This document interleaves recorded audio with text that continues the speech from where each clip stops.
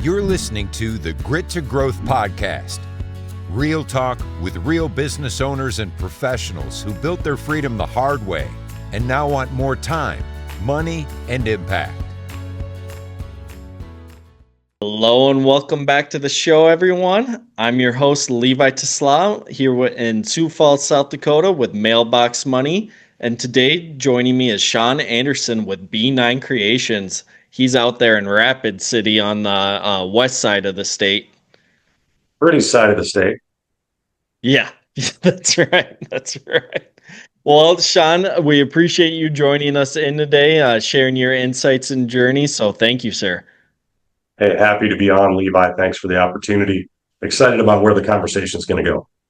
Absolutely. Why don't we start with giving people some background on yourself personally, and we'll go from there.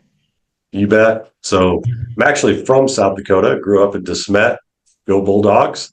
Just a little ways north and west of Sioux Falls. Graduated from DeSmet High School. We don't need to talk about the year. You can tell from the hair on my face. We didn't compete against each other in track in high school. Nope. But probably not. Grew up a kid in a small town in South Dakota. Had hopes and dreams and things like I hope all kids do. Mine centered around, thinking I wanted to design Corvettes for General Motors. That was sort of my dream job growing up, and knew I needed to go to college to do that, probably get a degree in engineering. I joined the National Guard when I was still in high school to help pay for college. That was a fantastic part of my overall experience. And then came to the School of Mines in Rapid City, started working on a mechanical engineering degree. And then after 2 years, I moved to Texas and transferred down there to the University of Texas at Arlington, which is where I graduated, and went from the South Dakota Guard to Texas Guard. Did eventually get a mechanical engineering degree there at UT Arlington. I joke that I fought the world of higher education to a draw. I think it was hey, we're going to make you a deal. We're going to give you this degree if you promise to quit signing up for classes here. And I was at the point where, 5 years into a degree program, I shook their hand and took it. And, all joking aside, engineering degree has been fantastic for me, but I've spent the majority of my career really growing and developing businesses, growing and developing people, and, got out of engineering school, went into sales, which a leader that I went to work for had to convince me to do, because I grew up thinking the only people with engineering degrees that went into sales were the people that couldn't do engineering. And after I had a couple of internships during college and I got to work around some world-class engineers, I figured out I'm not wired exactly like these guys and gals are. And, it wasn't that I couldn't do the work, but I didn't enjoy the typical engineering work. Sitting at your desk and I 100% get that. But so then I went to work for a small company. I was blessed to work for a variety of great leaders earlier in my career that helped me understand what my God-given gifts and talents were and what to do with those, how to create value for myself and for others in the world with those. And that took me, on a great adventure from Dallas, Texas to Corpus Christi to Phoenix, Arizona to Kansas City, back to Dallas. At that point, I was vice president of sales and marketing of a business unit of a fairly large company that had acquired the small company I used to work for. Was married with a couple of kids, and after moving back to Dallas and doing that role for about 5.5, 6 years, had always wanted to move back to the Black Hills. I joked that I fell in love with the Black Hills when I was at the School of Mines, and it took me 20 plus years to figure out how to get back. And since I had a wife and 2 small kids, I thought the Black Hills would be a great place to raise a family. Quit the big corporate job, moved back to Rapid City, and have been, working on doing the same things, building businesses and building people here for the last now coming up on 15 years. Oh, wow. You've been there that long then, huh? Yep. Very good. I got to say, Shon, your story, it reflects a lot of odd parallels with my own. I went to school of mines for a year for a mechanical engineering degree. My now wife at the time, girlfriend that I had met in high school. She was back here at Augustana, so naturally I came back here after that year to go to Brookings to pursue that. I actually fell out of that mechanical engineering degree and got into sales, and I've spent the last 9.5 years in a sales role. So I got that is kind of a funny small world parallel there. Well, I think it's one of the things that's always stuck with me that I think is really interesting. And this is a quote from a guy who had an electrical engineering degree, but the first guy I went to work for out of college had a saying. He said, "Nothing happens until somebody sells something." Yeah, Um, that's the, so whether it's you're in engineering or HR or finance or whatever, until somebody goes out and gets a customer, um, there's there's not a lot to do. And kind of like understanding. I was No, gonna go say kind ahead. of like Sorry. you alluded to on like I didn't find myself not saying that obviously this is stereotyping, but a lot of engineers they're not as social. They're very critical, thinking at the problem and everything. And I always found myself enjoying the social aspect, really connecting with people, finding out what's going on, and solving from there. Absolutely. And the key isn't technical skills are good, people skills are bad, it's not good or bad, but it's something I try to teach my kids. I've got a 19-year-old and a 21-year-old, but you got to figure out what are your God-given gifts and talent, and then how do you hone those and get good enough at those to be successful in an area that fuels your passion. That if you can't, I firmly believe everybody on the planet has God-given gifts and talents that they're supposed to use to benefit themselves and the world around them. Whether it's the person stuck in their mom's basement in their mid-20s playing video games, or it's the stereotypes that we all see that Elon Musk, pick somebody you think is super successful, but we've all got gifts and talents. The sad part is when somebody doesn't help us discover what those are and then figure out how to use those constructively. And I say somebody else doesn't help us because over the course of my career, I've had the blessing of working for some great leaders. I've led a ton of people, large organizations and now small organizations.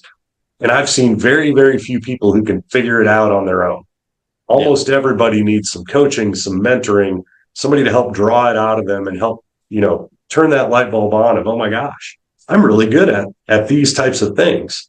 And wow, if I'm good at those types of things, how can I build a career out of that? How can I build not only a career, but a life around that? And yeah, that's part of, what struck me about the name of your podcast, Grit to Growth. It takes work and it takes effort to do that. But you can produce a lot of amazing growth, create a lot of opportunity if you're willing to put in the effort. Yes, absolutely. That's what this show is all about, and I appreciate you sharing that story about traveling all around for you to find that in your life. So, thank you. Let's kind of get into what you're doing nowadays. B9 Creations. Tell us what that is and what you're doing there. Sure. So I joined as employee number 4. The company launched on Kickstarter, which, if you think about startup companies, the company launched about 15 years ago on Kickstarter. And at the time did a $500,000 Kickstarter, which was pretty big 15 years ago on that platform. Yeah, Um, it is. when I joined, they had just done a second round on Kickstarter. The founder of the company, genius, technology, inventor, innovator, had built his own 3D printing hardware, written the software, the whole enchilada, and invested a lot of time and energy in carving out the intellectual property required to give him, freedom to operate not only for his current technology, but a technology roadmap forward. And so we've spent the last, 15 years as a company. I've been here about 14 years. We've spent that time both figuring out how do we make the hardware and software and materials of additive manufacturing work better for the customer. But the other thing we figured out is a lot of the problem isn't the technology, it's the model with which customers try to implement this technology. And when I make that comment, I'm not just talking about additive manufacturing. If you looked at companies all around the world, even though even big companies try to implement technology initiatives or strategies almost every day, a lot of them don't go very well. And the reasons they don't oftentimes, come back to some of the soft skills you and I were talking about earlier. It isn't that the technology was bad or the engineers didn't analyze it or, something like that. But so we're doing more and more work these days around the people and business side of successful technology initiative implementation. Very cool. Run me through kind of like what that ends up looking like on a basic level. Sure. So when you think about, implementing, and again, it doesn't have to be additive manufacturing. It could be a new ERP system. It could be any other type of technology in a company. There tend to be three areas that if you don't have a great plan around can cause you problems. And it's the business case, the technology itself, and the people side. I have a friend that I was having lunch with yesterday, who's another CEO here in Rapid City. And he has a saying, he says, the difference between change and transformation, change is the event of making the decision. And yes, change, you can flip a light switch and say, we made a change. But to implement that and get your organization using it, he goes, that's not change, that's transformation. Transformation takes realigning, re-educating, reorienting, re-incentivizing potentially, retraining people to get them to do things differently. And whether it's, I think this is so relevant right now because AI is such a hot topic. And, working in a technology company, people ask me all the time, like, oh my gosh, how are you guys leveraging AI? And, how are you going to change 3D printing with AI? Yeah. Well, there's a lot of companies doing a lot of things that are more hype than substance. At the end of the day, what you have to do is get your people comfortable with how AI can help them do their job better. It's story after story right now of big companies who are failing at their AI initiatives because the employees, what they don't print in the article, but it's usually true. The employees are afraid they're going to lose their jobs if they train the model GPT or the LLM how to Yeah. do what they do.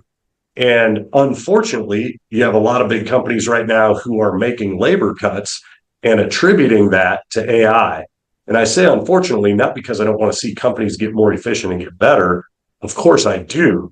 But when you make it technology versus people, it's lose-lose, right?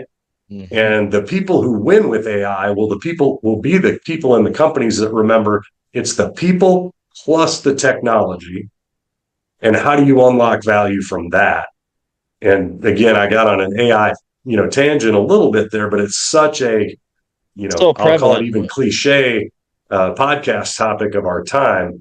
But the same things around, business case, technology, and people, whether you're doing additive manufacturing as a strategy, you got so many companies in America now they're working on reshoring or nearshoring production because our, what we thought was this awesome, frictionless, globally interconnected supply chain, when it got COVID and caught a little bit of a cough, all of a sudden it didn't work very well for us. No, it was pretty hard to get anything really. Yeah. It was, and I think it woke us up, globally and as a country. And I'll say something that maybe is a little bit controversial. I don't think it should be, but it would be with some people who are more of the globalist mindset that, if, for instance, if you think your country first, they say that's a bad thing. And I do believe, and I think our country has woken up to the fact that we have a fundamental amount of functionality that we need in our economy. And when we can't make things, we don't have that functionality. And when you saw Ford, GM, Toyota, they couldn't make a pickup truck because they couldn't get computer chips. Well, that's not a functional economy. And I don't mean we should never do anything anywhere else. That's not what I'm saying. But you got to have some basic capabilities in each country to be able to have robustness in your supply chain and your economy. And so when we try to help companies implement these strategic initiatives, and almost every company on the planet is trying to do something with additive manufacturing right now, The hard part sometimes is they've tried and failed 4 or 5 times. And oftentimes, by the time they get to us and we're having a conversation, it's almost a little more like therapy than engineering in the early stages. But so we That's developed a model, and we call it the additive advantage model. But it's focused on those 3 legs of the stool: the business case, people, and the technology. And sometimes it's as simple as an engineering team got directed to go find out how to make a certain part or product with additive. But to do that, I mean, the ripples go all the way from supply chain and procurement in that company to what are the downstream packaging or other production processes that have to happen. How will you manage an additively manufactured component in inventory versus your traditional manufacturing? Will you differentiate? What are the implications in customer support when they get a tech support call? Do they need to know whether that, could be a coffee pot or an MRI machine? It doesn't matter. But does the tech support person need to know, does that have a 3D printed part in it or not? Again, I'm giving you an example of how complex it can be all the way through the workflow inside an organization. And the other thing that's a little ironic is most companies that make things have a manual this thick of policies and procedures that if they were going to implement a new injection molding line, they would follow.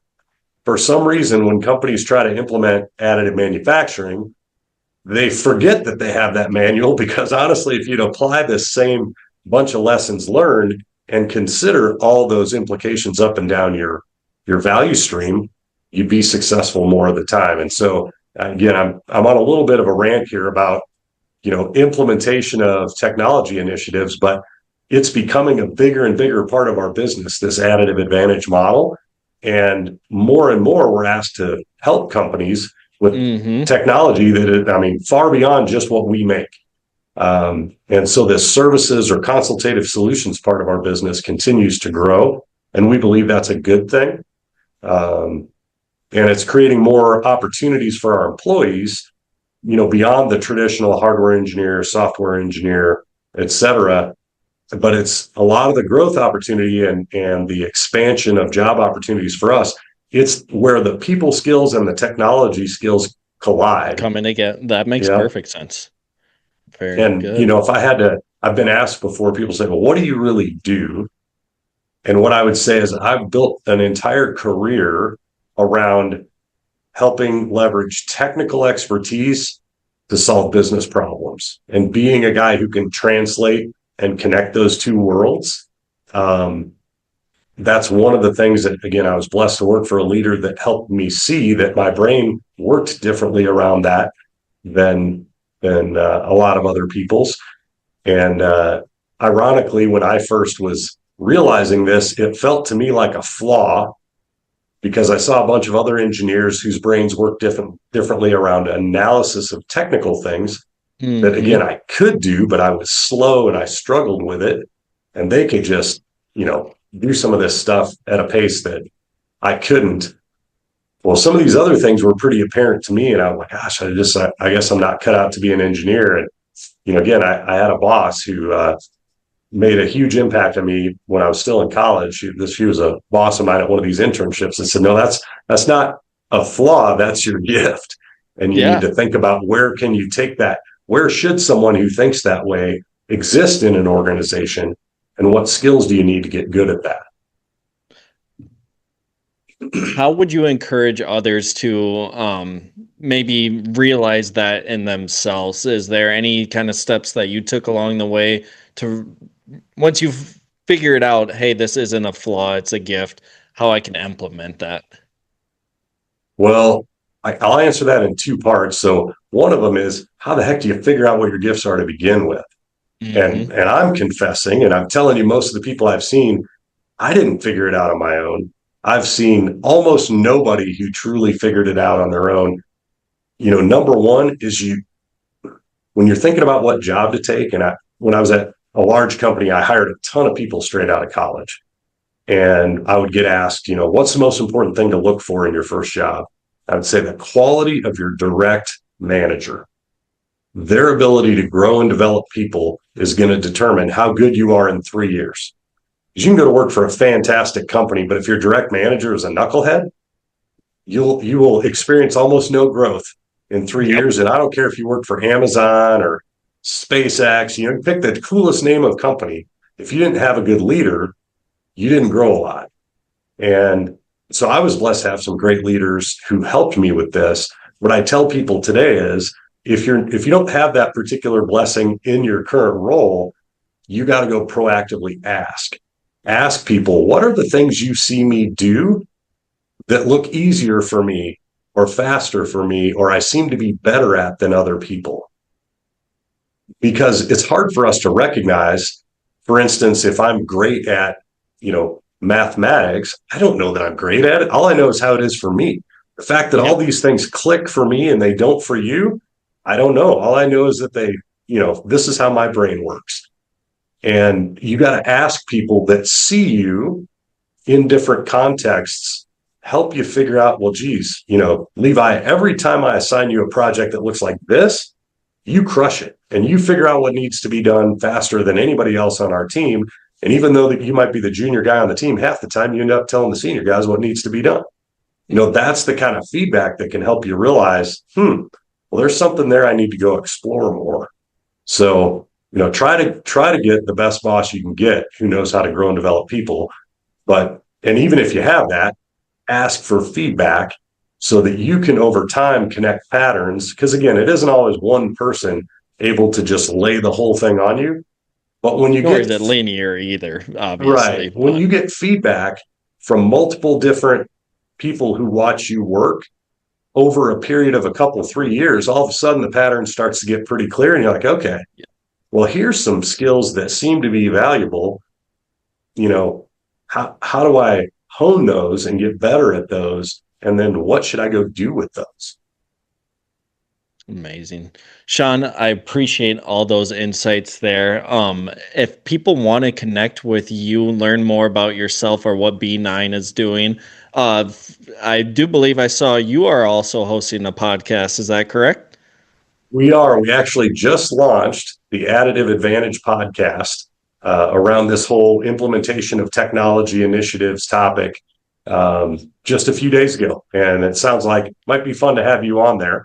I'd love to. Yeah, if somebody wants to look up Additive Advantage podcast, you can find us on LinkedIn, you can find us on Spotify, etc. I'm always looking to connect with other business leaders or folks early in their career that are just trying to figure out how to make an impact and how to achieve their full potential.